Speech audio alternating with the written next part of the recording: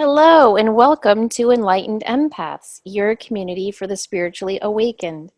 This week, we're going to be talking about your summer reading list. Summer is finally here, and that is when we are supposed to have more time to sit back, relax, and read some good books. Denise and I often get questions from you all asking for book recommendations, so we thought, why not do a whole show on books that we have really loved, enjoyed, and learned from, and share some books that are on our summer reading list that we are hoping to get to ourselves. So if you are in a place to do so, get out a pen and paper and write down some of these books. I will also create a list of the books we've mentioned on the show, and I'll post it on our Facebook page so that you can have that to refer to. But I wanted to start, Denise, with this fiction book I just finished listening to. I didn't read it, I listened to it on Audible. Also, if you guys like to listen to books, but you don't want to pay for Audible, I don't know if you guys have heard of the Libby app. All you do is you download Libby, it's free, it's Libby, and you sign in with your library card wherever you live in America, and then you can listen to all sorts of books for free on your phone. Isn't that awesome? Wow. I know. Unfortunately, this one is not on the Libby. I checked. I always will check there first, and that they don't have it, I'll go to Audible.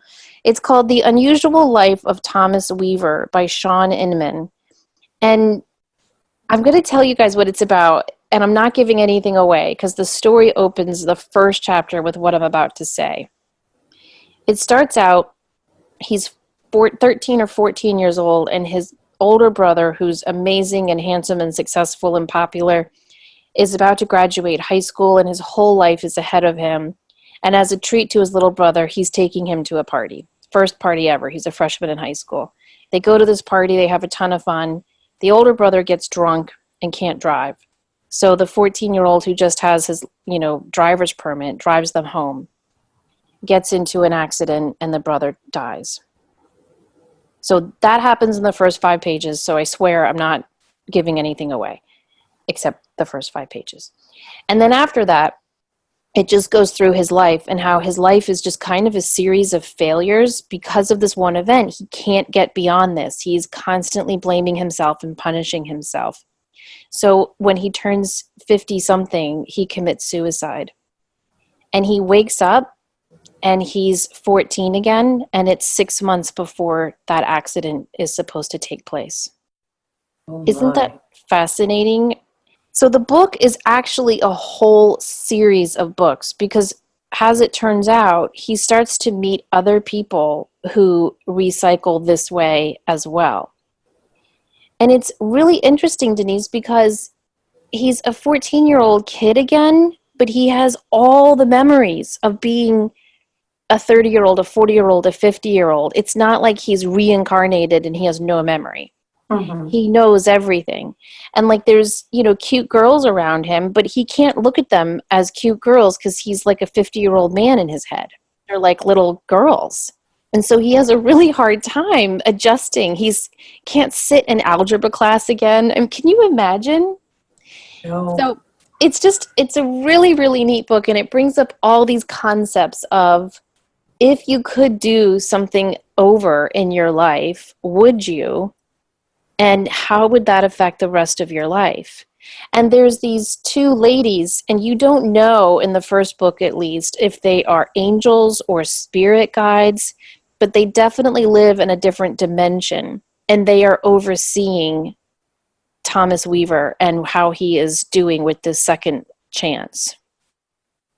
And so then as you get into the other books in the series, it kind of delves more into who these overseers are and how they are helping us. It's really, really neat. It sounds like it. It sounds like it goes in a lot of different directions as well. Would you want to do your life over again with all the memories that you have now? I don't think I would. I don't know that I would. I'm going to have to think on that a little bit. I know, it's really made me think because I don't know, it makes you wonder, gosh, it would be nice to be back at that event and say no or yes to that, or take that left turn instead of that right turn. But when he describes sitting in high school again, oh, And he knows, because of Facebook, he knows exactly what's going to happen to all the people in his class. And sometimes he'll tell them, like, don't be such a jerk. You're going to end up as a 3 times divorced secretary. So why are you thinking you're so wonderful now? Like, he spills it a lot, and people are looking at him like he's kind of crazy. But it's a very, very thought provoking, fun read. I think people who are interested in spiritual stuff and paranormal and time loops and changes would enjoy it like I did. Okay. And it's a series, so that if you really enjoy it, you can go on to the next one, right? Yes, I love that. I love when you find a book you like and then it's a huge series. Yes. For anyone who's waiting for the next Outlander book to come out, that Right. series, people are waiting with bated breath for that. Um, So what's first on your list? This book was gifted to me by this incredibly sweet woman, and the name of the book is Seeking Jordan: How I Learned the Truth About Death and the Invisible Universe. And it's by Matthew McKay, PhD, and it's about this man's son who was murdered, and it goes through this man trying to find a way to connect and to find his son again and to get answers. It's a very short read, it's a very easy read, but it's very it gives you a lot to think about. It's also very, very heart-wrenching, but also very heartwarming. Again, it's a quick book, but it's one that you could read a couple times and get something out of. I don't want to go into too much, but it's really a beautiful, beautiful little book.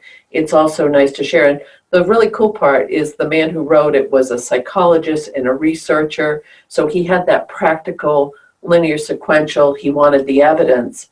And so it's not your typical book about after-death communication or near death.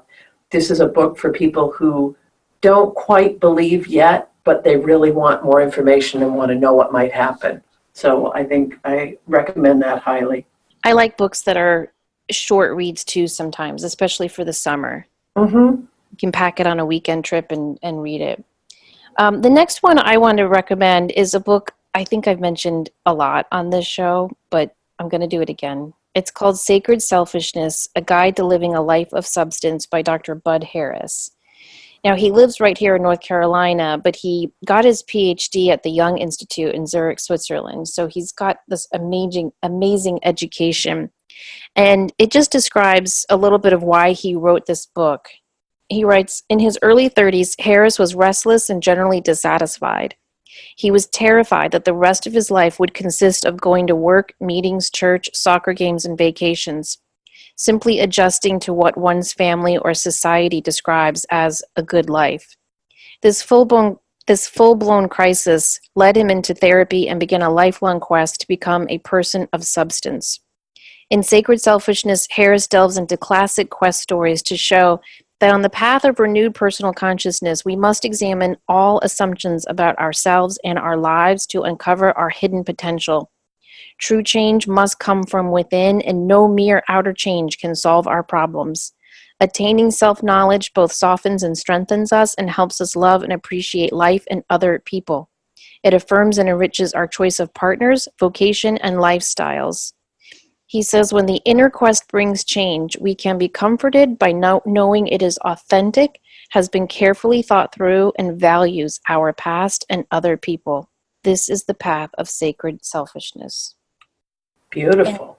It really is, and I just think it's a great book for empaths to read who may be like me and have a really hard time with that attitude, the energy around that word selfish. That's something I've tried to avoid my whole life, is being selfish.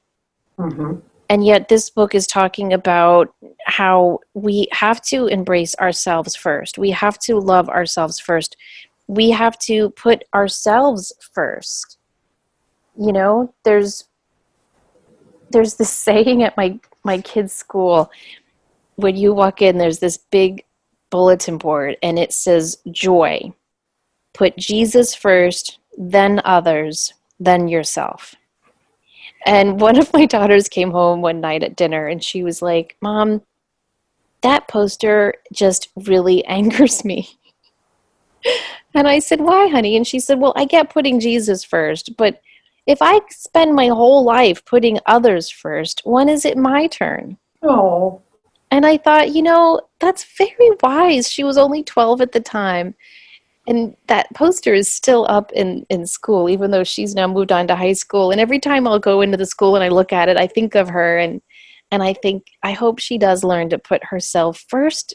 You can't always, gosh, as moms, we know that.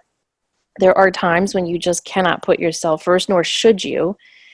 But in life, I think if we kind of ignore that advice of always putting other people first and learn to focus on ourselves and our wants and our needs, by default, we will be helping others and choosing others in terms of sharing our own light.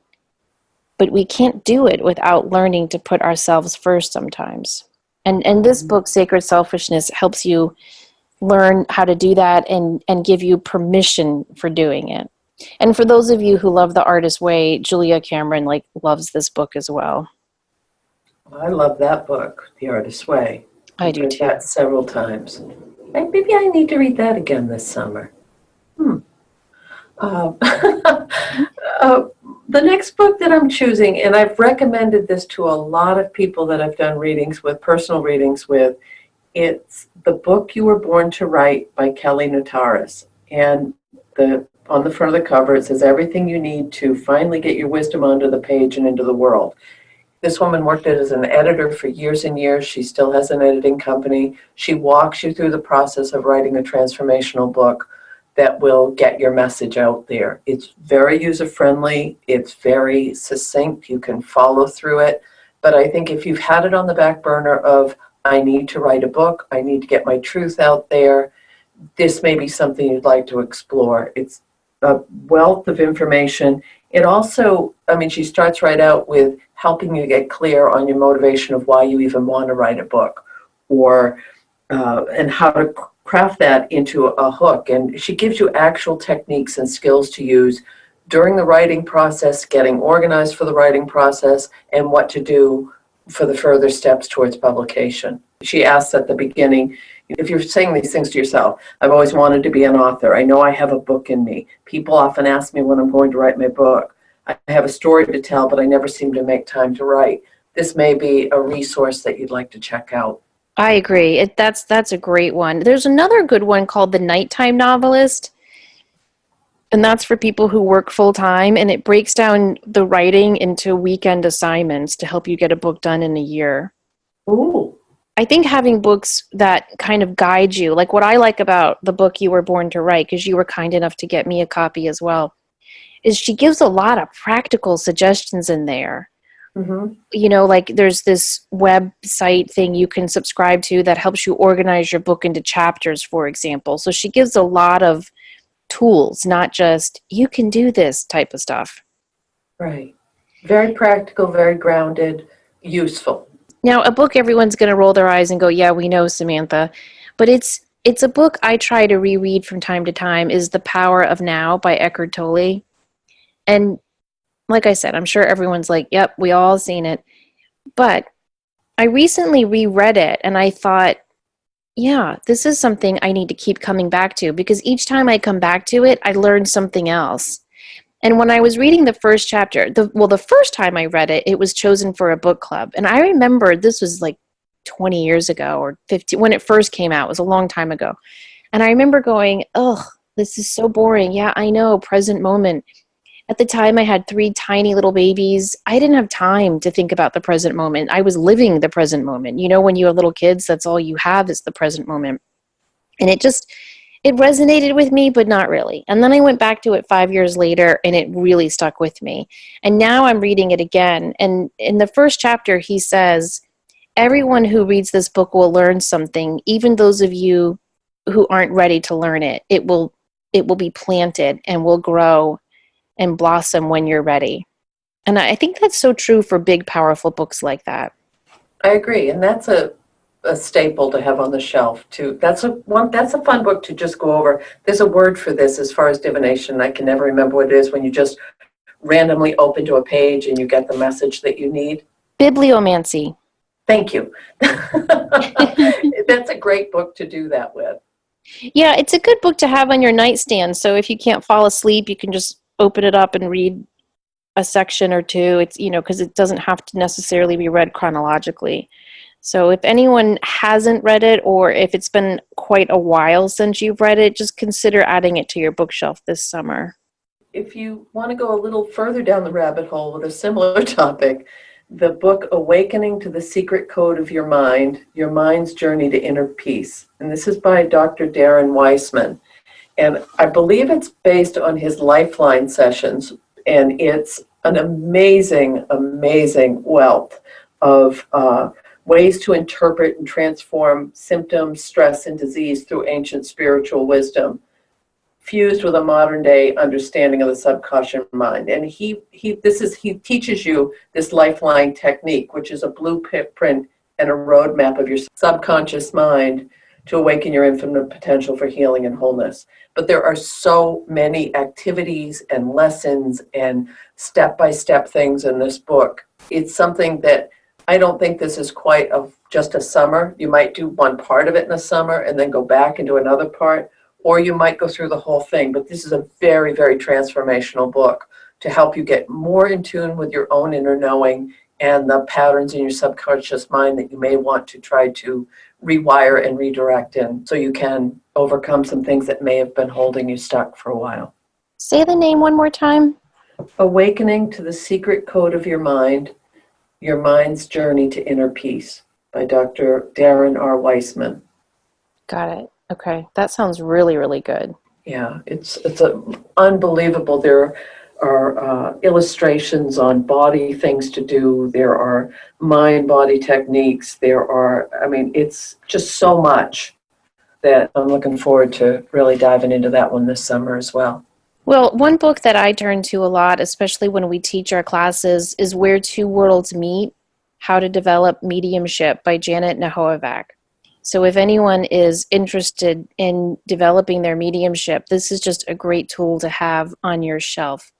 She has a lot of great exercises in here, of wonderful stories, just packed with great tools for really understanding what connecting to the other side is all about. And what I like is she talks a lot about why we should try to be a medium.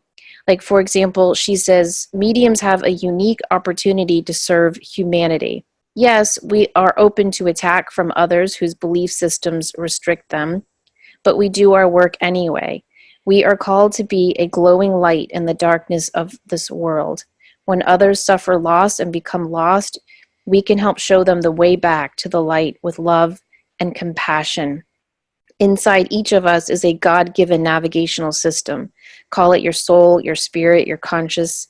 We can't love one another and serve others without paying attention to that inner guidance. There are millions of people in this world who block out their spiritual side with greed or hate or fear. We need to let our light dispel the darkness, for that is why we are sent here, to manifest light and love and peace. Before you can become a medium, you need to go inward and find the silence and peace that lies within. If you don't find peace there, you have some work to do. Most of us have obstacles to address, especially from family of origin stuff. Some of us may be selfish or egotistical, or we may need to work on being patient, loving, or kind.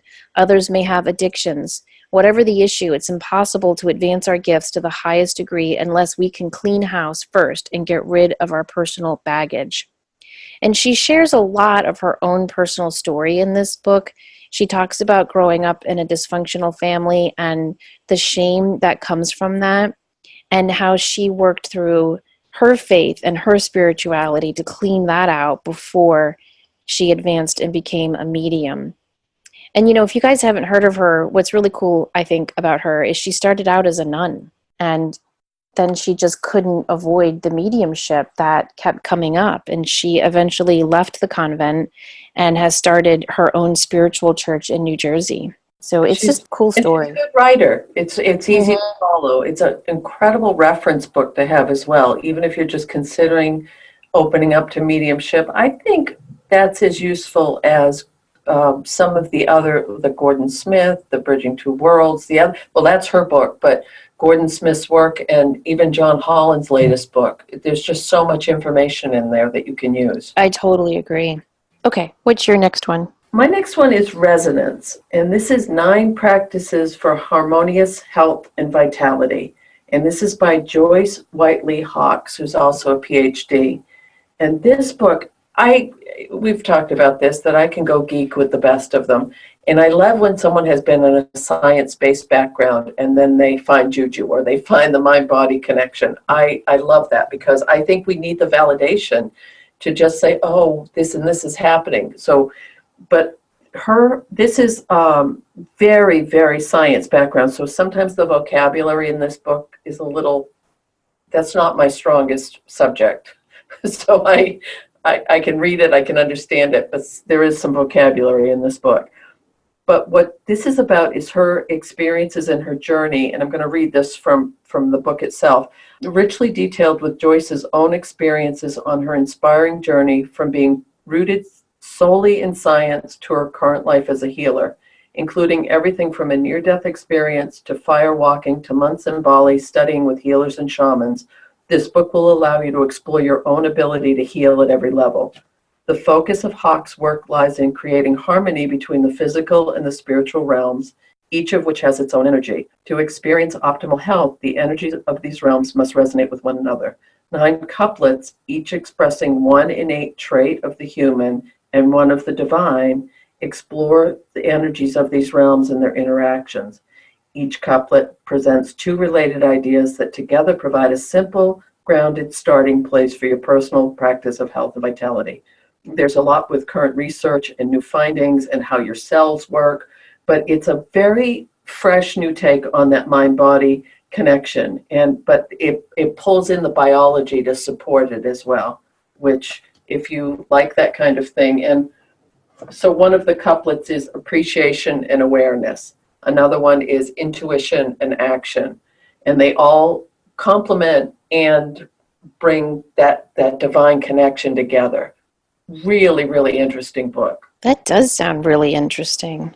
Well, if you're looking to manifest something this summer, or if you're thinking about working on a goal book or a vision board to start off your summer, I recommend The Miracle Club by Mitch Horowitz. One thing I like about him is he's a really practical writer.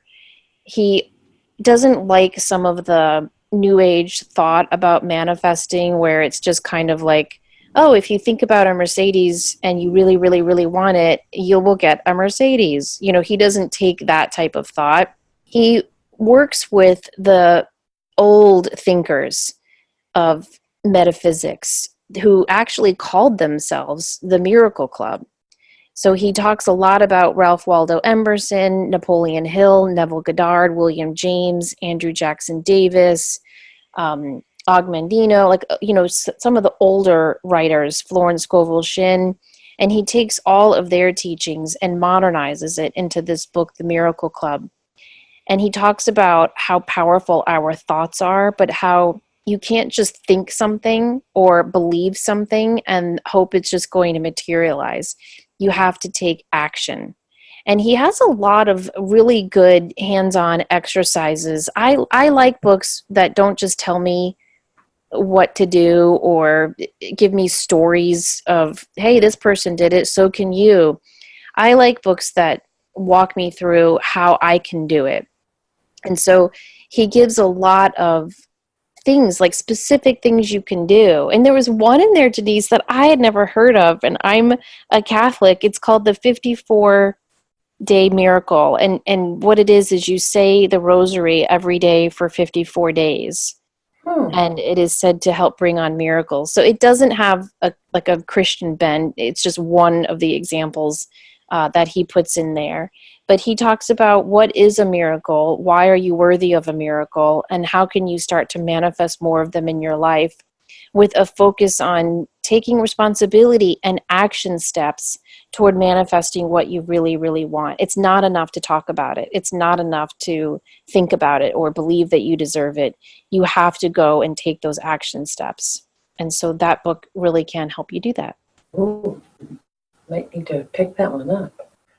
My next book is one that I have had for a long time, that I have told myself I'm going to read, that I haven't read. I know that people have miraculous changes in their life when they do this process. I don't know why the hell I fight it so much. And the name of the book is The Tapping Solution by Nick Ortner. And we have, so many of you, I know you've done this, you've heard it. I don't know what my block is about the tapping, Samantha. I know it's good. I used to do a little bit of it with, what's the Hawaiian healing? Ho'oponopono. Someone's I going to don't correct. know. But this, you know about tapping and EFT, and you tap on certain meridians in a certain Yes. sequence, and it rewires your body. I have read, I mean, not like anyone talks about this, but this has been studied, renowned. People have had amazing results. So I thought maybe this is my summer that I'll try to put it into practice and read the book. And I have looked at videos of this. I don't know what my block is, unless it's on some, I'll have to go back 2 books and read the subconscious book again, that there's something that this will be that breakthrough for whatever's been holding me back from stepping up to the next level. I agree it completely, and I don't know either. I'm suspicious of it, which makes no sense because I believe with my Reiki attunements that if I put my hands on you, that good energy is going to go through you. And yet I can't wrap my head around tapping on my jaw to create more positivity. I don't know. It just, I'm suspicious of it. And yet, have you seen Wayne Dyer demonstrated? I mean, that's Yes. a pretty powerful demonstration. We've had listeners email us who do it and have had wonderful outcomes. So I have the same block. So you're going to Okay. have to let me know. All right. And I'm just going to read this really quickly. Tapping, also known as EFT, is a powerful tool for improving your life on multiple levels: mental, emotional, and physical. It has been proven to effectively address a range of issues from anxiety, chronic pain, addiction, and fear, to weight control, financial abundance, stress relief, and so much more. It's also one of the easiest and fastest practices to learn. You can learn it in minutes, do it anywhere and on virtually any issue, and oftentimes experience immediate results. How does it work? Based on the principles of both ancient acupressure and modern psychology, tapping concentrates on specific meridian endpoints while focusing on negative emotions or physical sensations. Combined with spoken word, tapping helps calm the nervous system to restore the balance of energy in the body and rewire the brain to respond in healthy ways. So in the book, you learn not only how to start tapping, you get a history and cutting edge science about it. There's that science again. And step-by-step instructions, exercise, diagrams. I mean, when you read that, it's like, well, why the hell wouldn't I do this? This seems like a no-brainer. You know, maybe you have the same block I have because I'm always suspicious of anything that's easy. I feel like good things usually take hard work.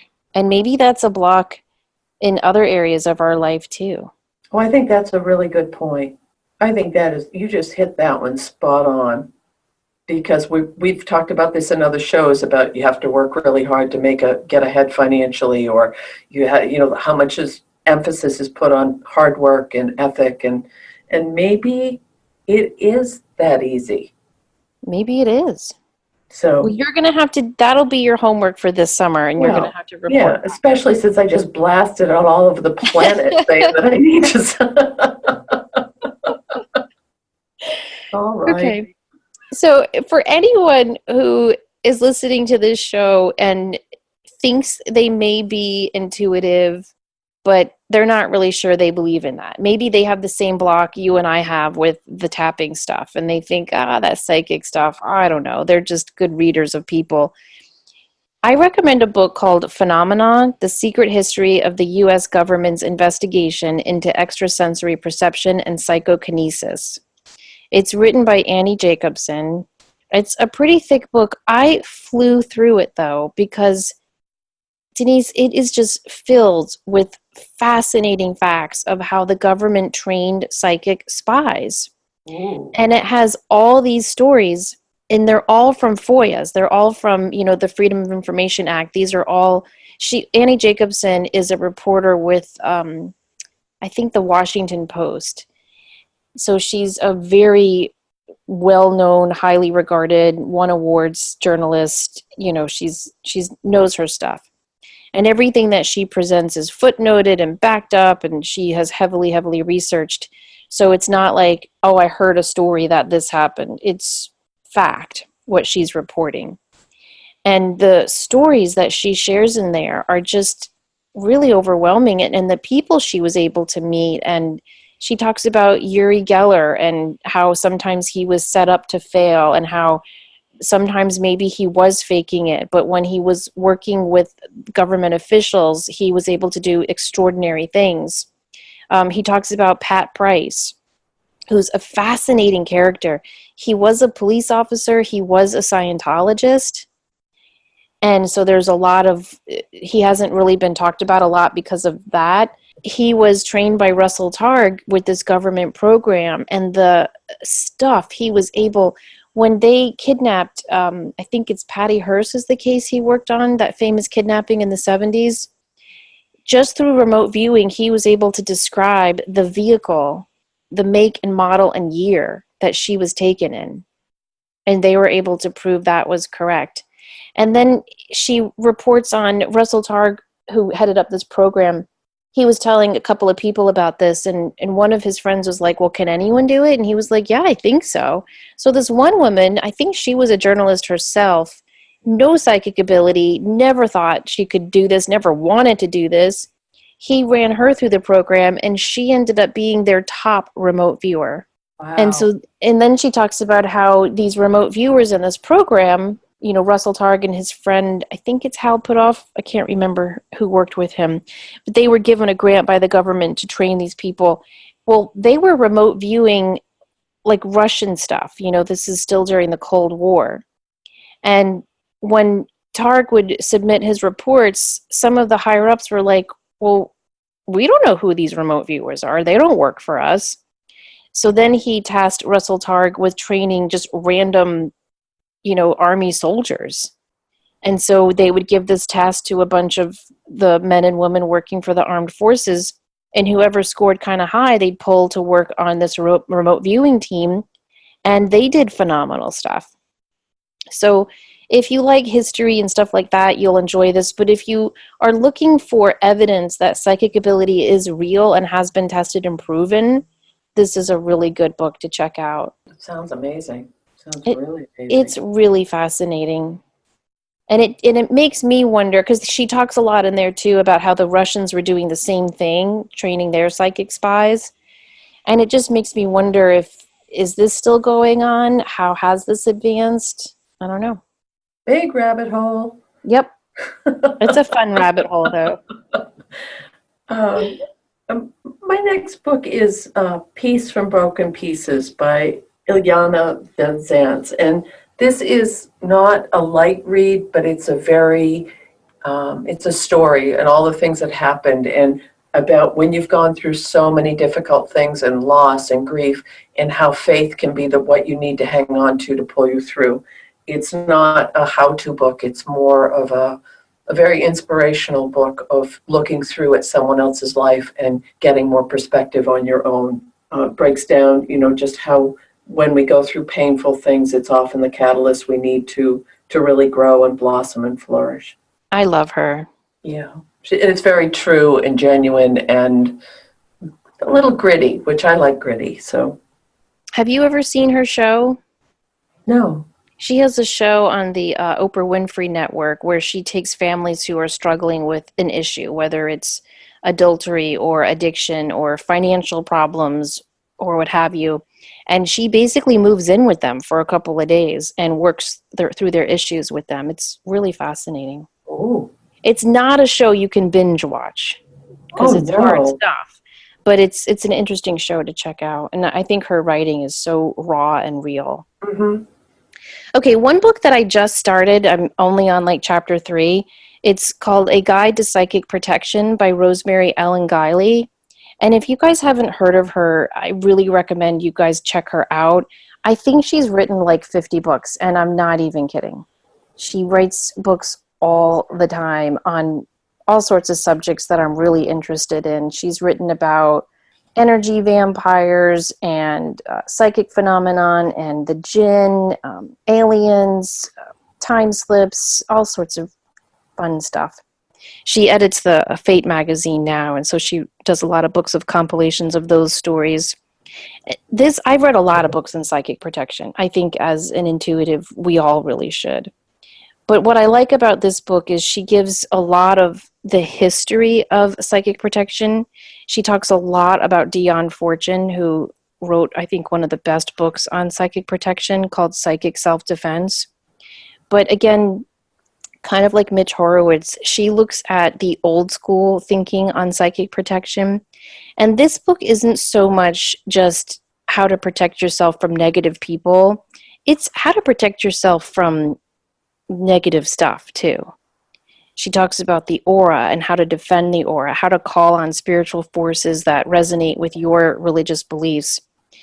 She talks about how there is such a thing as just people thinking really negative thoughts about you can really impact your energy, that thoughts are real. And if someone's really thinking bad thoughts about you, it can affect your life, and how to prevent that from happening.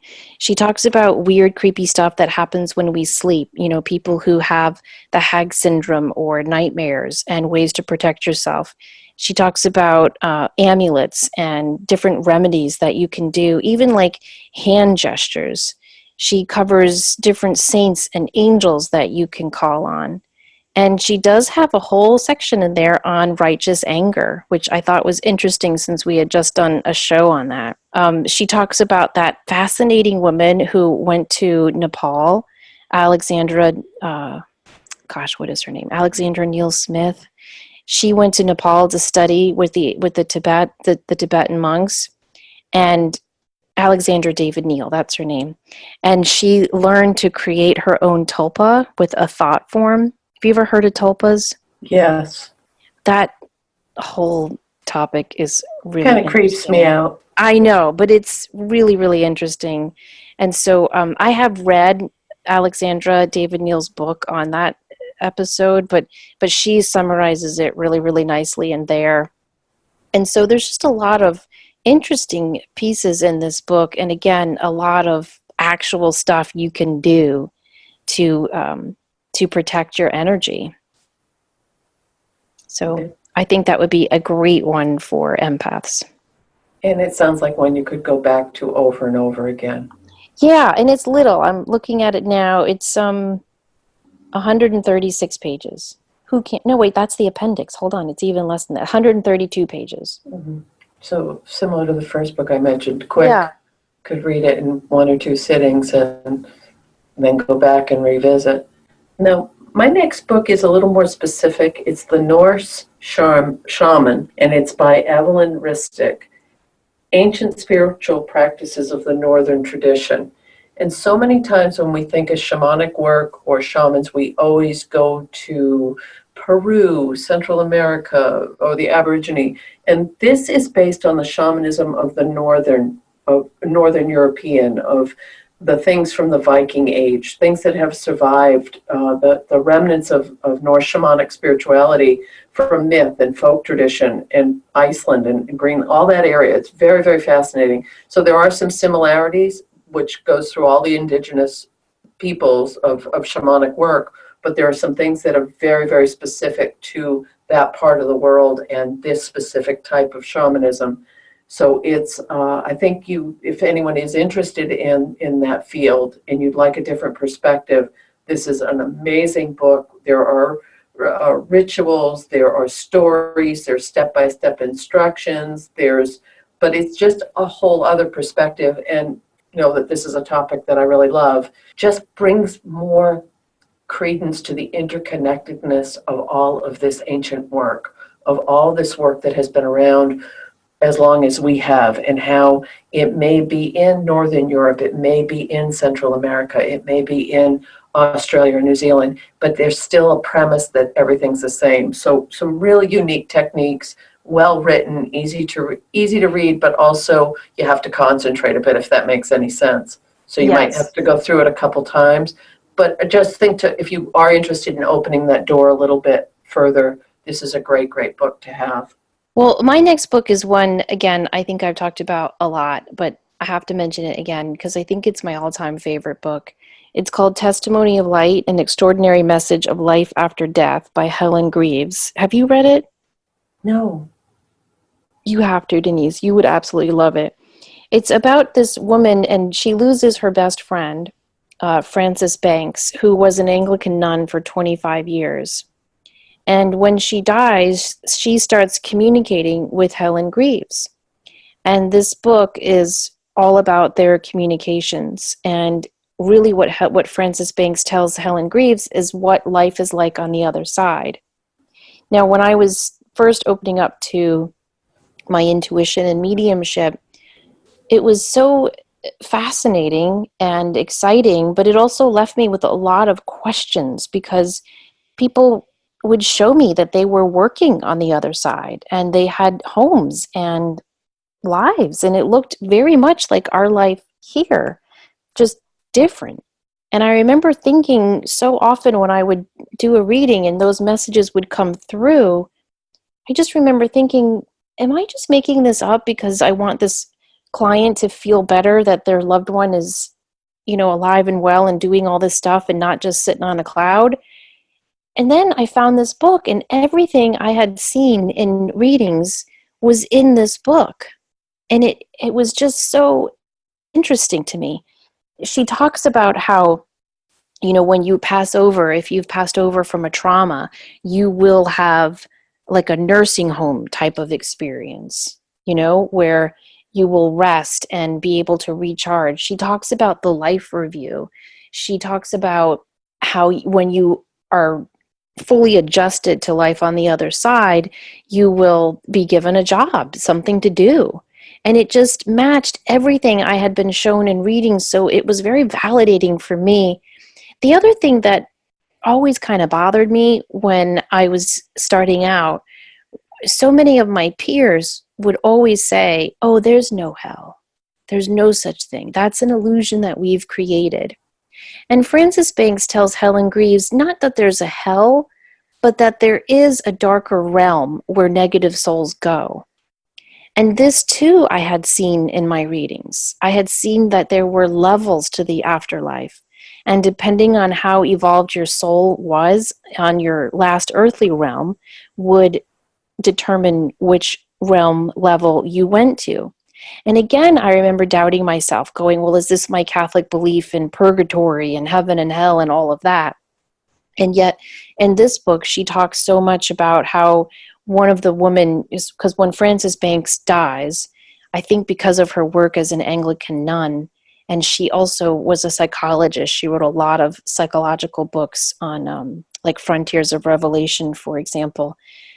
She worked in one of these nursing homes where she would help people adjust to the fact that they were dead and that they needed to wake up to this new life they were now living. And so one of the women who was in charge of that, I'm calling it a nursing home, but it's not the right word, said to her, do you want to visit the lower astral realms? And Frances Banks was like, yeah. And she said, okay, you can't go alone. You don't have enough light yet, but I'm going to take you. And so they went, and Frances Banks describes, it looks just like you would think. It kind of looked like a slum in a city, and there was dark. It was like cloudy and foggy and gray all the time. Kind of reminded me of, I think it's The Great Divorce by C.S. Lewis when they're on the bus. And anyway, it's kind of like that. And there's this wonderful scene Frances Banks tells Helen Greaves about where there's this man and he's a painter, and the only colors he has to paint with are black and gray and brown.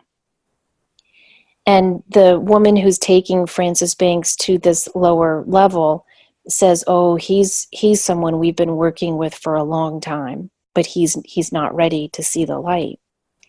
He's holding on to his anger and righteous bitterness, and he won't even really see us or talk to us.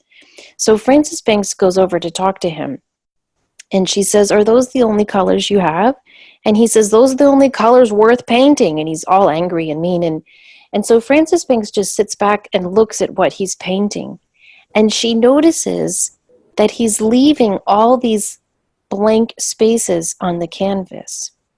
And she says to her mentor, look, he's still painting with the light. He's letting it in by leaving all these white spaces blank. And the mentor says, he's getting there. He'll be released soon. He's getting there. Have faith. It's just riveting. There's another scene where this man dies, and Francis Banks greets him. And the man says, where's my wife? Where's my wife? I've missed her. I've been waiting to see her. Where's my wife? And they have to go to this lower level to get her so he can be reunited with her. Now, it's not a lower level like I just described, but it's on a lower level. And Frances asks her mentor, why is this woman here and her husband is up here? And it turns out that on this astral plane, this husband and wife were in concentration camps during World War II.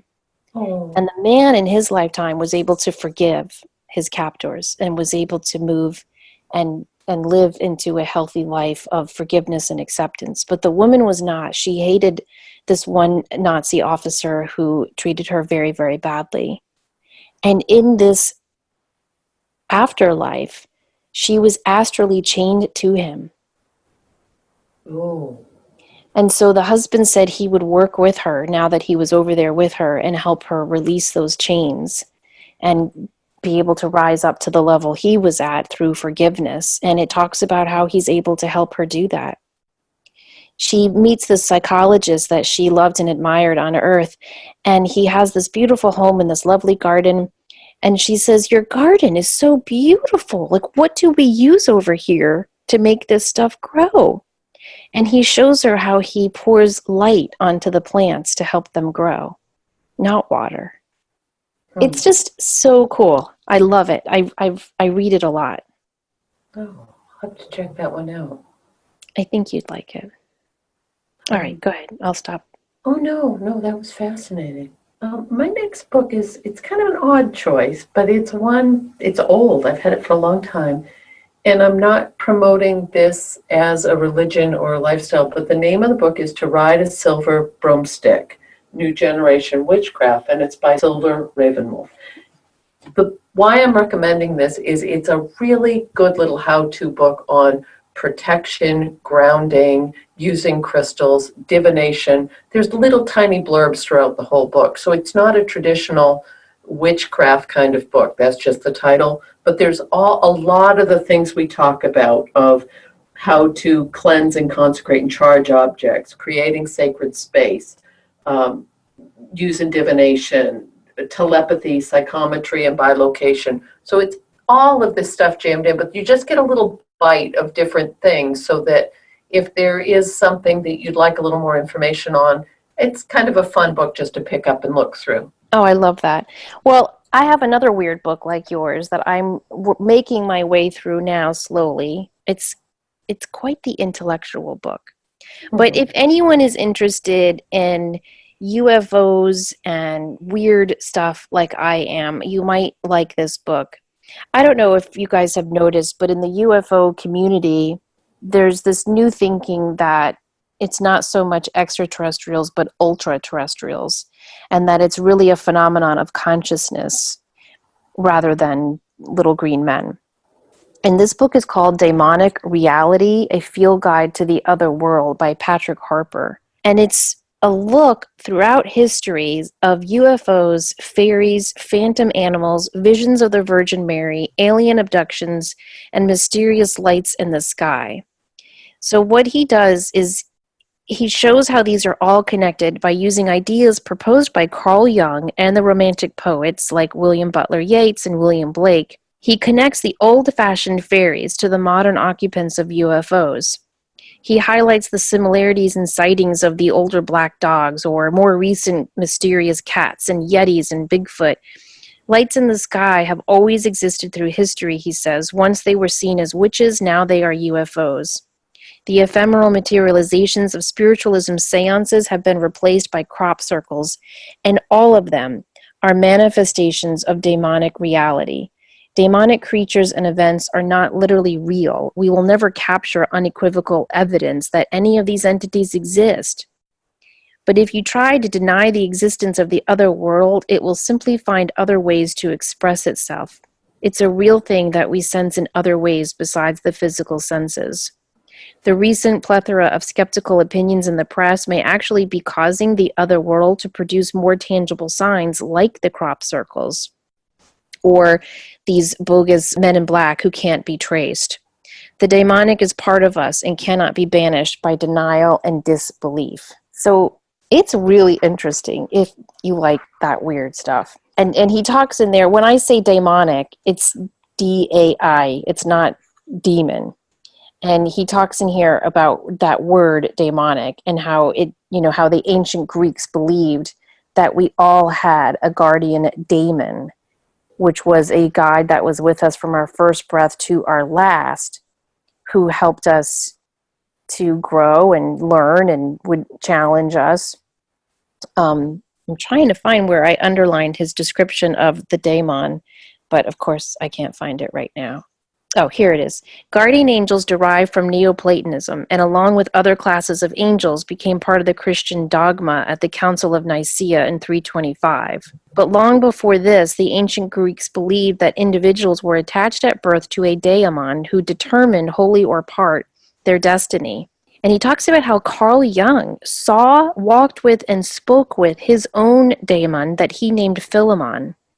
And he wrote a whole book about this, Jung did, and I think it's called The Red Book. But it's really, really interesting. It's very intelligent. You know what I mean? Like, I need a dictionary reading this. Mm-hmm. But it's got tons of history. And it's kind of, if you liked Passport to Magonia by Jacques Vallée, or some of the newer works that are trying to look at what is all this stuff? Fairies and aliens and Bigfoot and men in black and all these weird sightings, black-eyed kids. What is this? What really truly is this? What are the crop circles? Some of the crop circles that have been seen lately have binary code in them and are actually carrying messages. What is this? Who is this? And this book dives into all of that. I'm only on chapter 4. That goes into I'm going to jump back to the shamanic work where you do make connections with fairies and gnomes and other realm creatures or entities or energies. I can't find the words for it right this second. So I think that would be really, really interesting. A little scary sometimes though. Yeah, I mean, it is. I remember I was doing a reading for someone who called me just because she had something negative at her house. And she said, it's not really a haunting. I don't hear voices. I don't, see flashes of things. There's just this negative thing that is sitting here. And she didn't pick the house. They had moved. Her husband got a job here, and he picked the house and bought the house. And he's just I think he's an engineer, just a very grounded, linear thinker. He didn't feel it, but she and her kids did.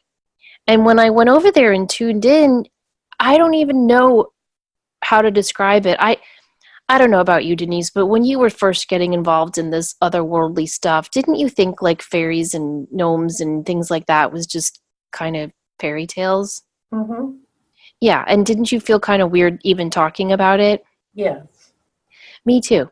And so as I'm walking through the house, I'm talking to my guides and I'm asking like, what is this? Because I could feel this heaviness and it was almost like I was waiting for someone to go, get out, like in the movies. Because whatever this thing was, it didn't want anyone there. And sometimes when I can't hear my guides or connect with them, I just imagine a chalkboard. Mm-hmm. And I asked them to draw on the chalkboard what I need to communicate. And all I saw on this chalkboard in my mind's eye was elemental. Oh, okay. And I remember telling her, like, she needs to designate a piece of the property that is just for this elemental fairy thing that believes it's his land. And she did that and emailed me about 6 months later and said the negative feeling completely went away. And ever since then, I've been fascinated by what is this? Still don't have answers, but there's something to all that strange stuff. And that's the word I was looking for a minute ago, is elementals. So perfect. Yeah. Like, if I could just say real quick, one of my favorite quote unquote ghost stories I've ever read was about a famous ghost researcher whose name escapes me at this moment, of course. I'll remember it when we are no longer on air. Mhm. But this old woman asked him to help with a haunting in her house because she kept hearing little kids running around and it was kind of creeping her out, as little kid ghosts would creep anyone out, right? It's a sad thought to think of children as ghosts. And so he helped her for a long time, and he got really good EVPs of these kids laughing and playing, of balls bouncing. But with all of his electronic equipment, he couldn't get these things to go away. And so throughout the rest of the years, as he helped out on other hauntings, that one case always nagged at him because he was never able to show what it was. There was no history in the house that showed kids had died there. There was no trauma that had happened in the house. It always nagged at him. So about 10 years after that, he went back to the house to check on the old lady and see what had happened, if she was still seeing these little kids. So he rang the doorbell and this woman answered, and he explained who he was and asked if she was still living there. And she said, no, she passed away. And she said, but come inside. I need to talk to you. And so she introduced him to the family. And when they all talked, she said that the kids hated that house and were terrified because they often saw an old woman. Hmm. And so he has now theorized that maybe half the hauntings aren't even hauntings, but they're time slips, because the woman that these kids describe seeing fit the description perfectly of the woman years ago who had been quote unquote haunted by these little kids. Oh, that's Isn't that fascinating. fascinating? Yes. I know. Wow. What's your next book? Or are we out of time? Well, I can do this one. I think I have one more. Okay. And this is, I'll do it quickly, Anatomy of the Spirit, The Seven Stages of Power and Healing by Carolyn Meese.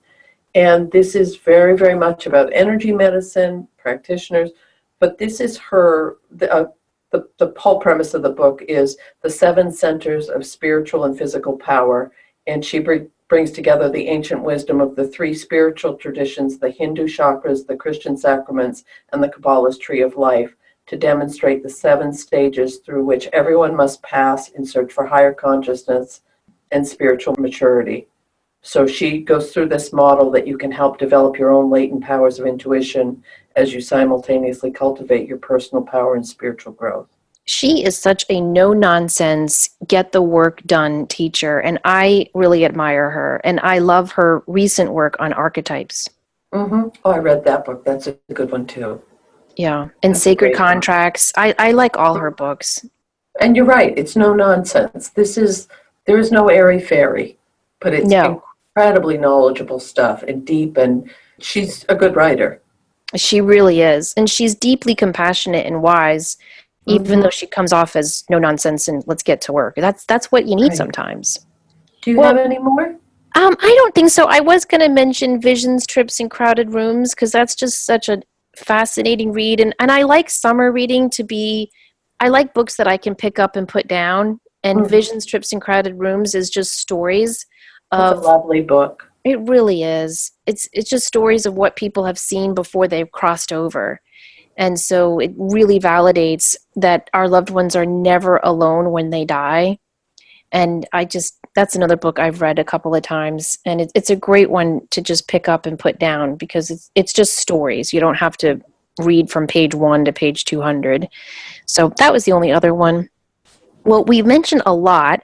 Like I said, I will create a list and put this in a post on our Facebook page under Enlightened Empaths. So if you guys want to go over there and check it out and get some ideas, a lot of the books we recommended can be found at your local library. I don't know about your library, Denise. Whoever deals with buying books at my lovely library, I don't think they like the paranormal world. So I have to do a lot of interlibrary loads or just go to my local bookstore. But some of these can definitely be found at your library. We hope we've given you guys some good ideas for your summer reading, and we'd love to hear from you. If there's a favorite book you have that you really would like us to know about, please share it with us. That's how I found The Unusual Life of Thomas Weaver by one of you guys. A lot of the books that I have read this year have been from listener recommendations, so we'd love to hear from you. You can message us at Enlightened Empaths, or you can just comment on our book post so that other people can see books that you really liked. If you have a question or story that you'd like to share with us for our July Community Connections, you can always message us on Facebook, or you can email us enlightenedempaths@gmail.com. Don't forget that we are on iTunes and Spotify. If you have enjoyed our shows, please consider sharing them with a friend. And it really, really, really helps us if you take a minute to review our show. It helps other people to find us so that we can continue to grow our community. And we appreciate you all so much for when you do that. Thanks a lot for listening. We hope you have a great week. Don't forget to always show up, do great work, and share your light. Take care.